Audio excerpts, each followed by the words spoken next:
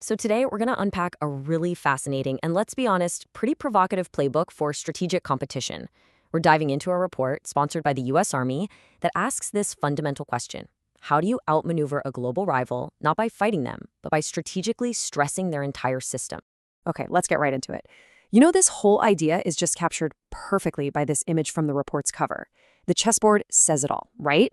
This isn't about a hot war, it's about a long, strategic game of moves and counter-moves on a global scale. And just so we're clear, everything we're covering is based entirely on this incredibly detailed 300-page report from the RAND Corporation. It was actually commissioned by the US Army to explore what the report calls cost-imposing strategies, basically non-violent ways to make a competitor burn through resources, all without firing a single shot. So this is the core concept you've got to get: extending Russia.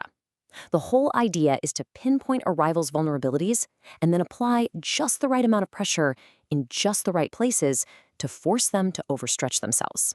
It's all about competing from a position where you have the advantage. All right, here's how we're going to break this all down. We'll start with the grand strategic idea, then look at how the report sizes up Russia's strengths and weaknesses. After that, we'll see where it identifies the key fault lines, walk through the playbook it proposes, and finally, get into its assessment of the biggest risks and rewards. First up, let's get into how the report frames Russia's pretty unique and often contradictory position on the world stage. It's this fascinating mix of real, formidable power and some deep, deep anxieties. The report kicks off its analysis with this old saying, and it just perfectly captures the puzzle it's trying to solve. Is Russia this great power on the rise, or is it a declining state that's just propped up by a few key assets? Well, the report argues it's kind of both at the same time. And boy, does this slide nail that paradox. On one hand, the report is very clear. Russia is a true peer competitor in some really critical military areas. We're talking its nuclear arsenal, its advanced air defense systems. But on the other hand, it points out that all this military might is built on a really fragile and stagnant economic foundation, one that's super dependent on just one thing. Now, this is where it gets really interesting when you look at the numbers. The report points out that for the period it was looking at, Russia's defense budget was actually in the same ballpark as countries like Saudi Arabia or France. And yet it manages to field a military that can go toe-to-toe with a superpower in key areas. That shows some serious strategic efficiency, for sure. But it also hints at the massive strain that puts on a much smaller economy. Okay, so once the report establishes that paradox, strong military, shaky economy, it then zooms in on what it sees as the country's two biggest vulnerabilities. These are the fault lines where pressure could, in theory, be applied most effectively. And the first major fault line they identify is economic. I mean, this chart just makes it crystal clear, doesn't it? The report highlights this overwhelming dependence on energy exports. As you can see, mineral products, mostly oil and gas, made up almost 2/3 of all their export revenue. That makes the entire government budget incredibly vulnerable to the whims of global energy prices. So you have the economic vulnerability. And then there's the second piece, which the report says is political. It describes this really deep-seated anxiety within the Russian leadership about the stability of the regime itself. This, according to the analysis, makes them hypersensitive to anything that looks like internal dissent or any external effort to undermine their legitimacy.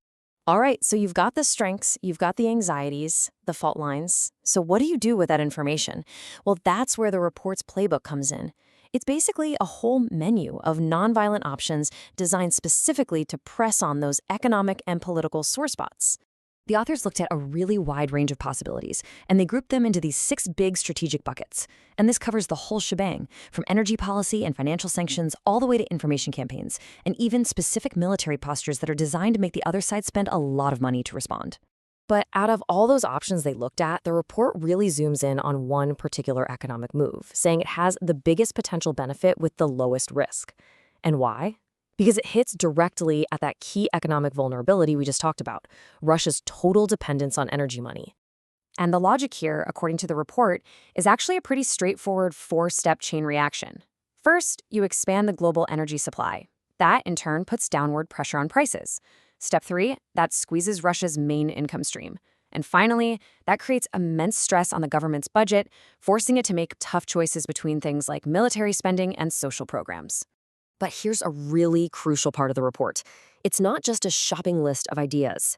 A huge chunk of the analysis is spent carefully weighing the potential upsides of each move against the potential costs and, most importantly, the risk of things escalating in a way nobody wants. So this all comes down to a final risk assessment. What gives you the biggest bang for your buck with the least chance of things going sideways? The report concludes that economic measures, like those targeting energy, are high reward and pretty low risk. But in stark contrast, it says direct military moves, like starting a new arms race or putting lots of troops near the border, are super costly and dangerously escalatory.